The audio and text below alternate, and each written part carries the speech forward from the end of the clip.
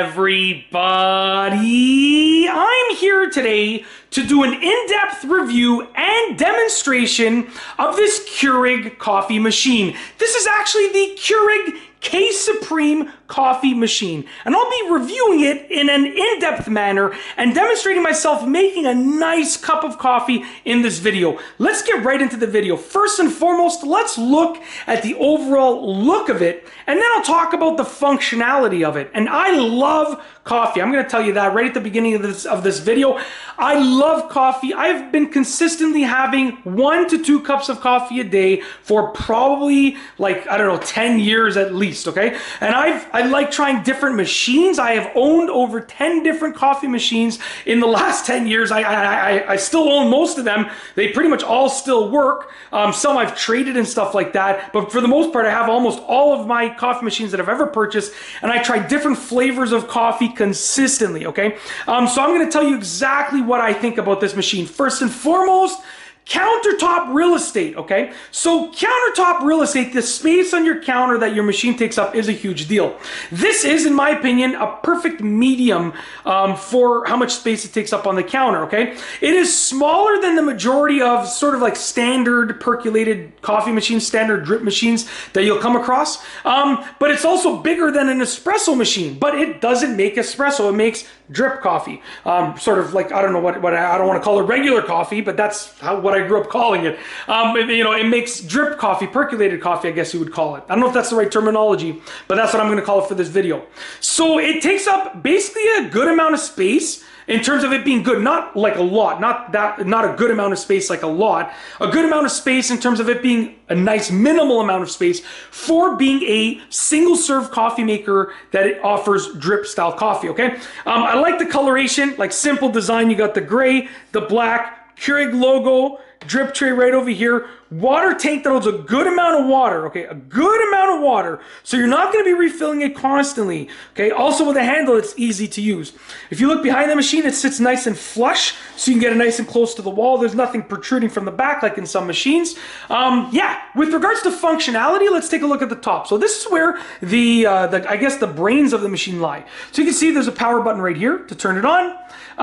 There are only 2 lights, because really that's all you need. Add water and descale. So obviously descale is when you need to descale it and when it's in the descaling process. And add water is when you need to add water. Very simple and straightforward. There are all of these buttons, and all of these buttons are also illuminated. So it eliminates the need for additional lights because all of these have lights behind them as well.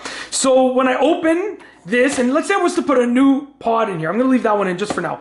But all of these light up because it's asking me to choose what I want. So you can choose your coffee size. So what size do you want to brew, okay? Now, like myself, I often like 10 ounce, 12 ounce coffees, okay? Generally, you know, 6 ounces is going to be a stronger brew, but I like to drink it for longer, even if it's a little bit weaker. So I'll go for the bigger sizes, but you can choose whichever one you want. That's the beauty of it. If you're having iced coffee, you can select this over ice, and it's going to choose the size for you when you select over ice, which is an added bonus. You don't have to decide on anything. It's going to choose it for you, okay? And if you want it to be strong, it's going to adjust the brew process to make it stronger. So what you can do, okay, is you can brew a 10 or 12 ounce cup of coffee that's bigger, but make it strong. So it's going to have a little bit more strength, okay? It just adjusts the way that it brews, okay? It's really, really easy to use, okay? Super duper easy. Even the water filter was so easy to install. This, you know, once you have done the process of soaking it in water and then rinsing it through water for the appropriate amount of time, to put the water filter in takes probably about a minute. It's not even. If you know what you're doing, it's even faster, okay? And I did a separate tutorial on that, so keep your eyes peeled for that tutorial for how to install the water filter, okay? Really, really easy to do. All right, so what we're going to do now is we're going to remove the old pod. Okay, there you go. This was from earlier. I've been doing videos with this for the last, I don't know, 45 minutes or so. So that was from earlier. And I haven't been drinking the coffee, all the coffee that I've been making. I've been storing it so I can drink it later, obviously, because, you know, if I drink a coffee with every video that I do, I'm going to be wired. So instead, I've been storing it and sort of tasting it and stuff like that, using it as an opportunity to taste different types of coffee. So we're going to take this one right here, which is obviously this from the same box. We're going to place it in there just like that, the K-cup inside of the K-cup holder. push this down, just like that, and it pierces through there. There are the dispersion nozzles at the top, which is good. I'm gonna put my cup in place. We're gonna brew a small cup. Let's do something like 6 ounces, okay? Just like that. And then now the K in the center is flashing, meaning push this to start brewing the 6 ounces. Push it, and it's gonna brew the 6 ounces of coffee, okay? Now, like I said, it's gonna be a little bit stronger because it's a smaller brew. So less coffee, but a little bit stronger, okay?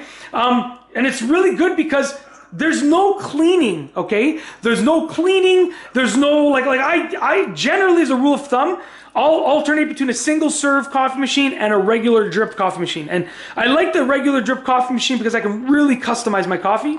But a single serve is great because sometimes I'm in a rush in the morning. I have 4 kids, so my mornings are pretty rushed, okay? And I wake up at like between 5 and 5:15 every morning. So, but there's still rush. So sometimes it's just like, okay, give me a single serve coffee and I'm out the door, okay? Really, really quickly. So there's a huge benefit to a single serve coffee machine like this because it's so fast, so efficient. There's no cleaning. It's really, really great in my opinion. So this specific machine is definitely one of the best ones. In terms of flavoring, right? Like you're gonna use the same K-Cup with all of your Keurig coffee machines, right? That's why I like to think about it. So I had whether I had an older Keurig coffee machine or this one, the K-Cup is the same, right? But the features of the machine are what make this great, okay? Big water reservoir, extreme customizability, okay? 2 lights, so very simple design, okay? Really easy to use, and it's sleek.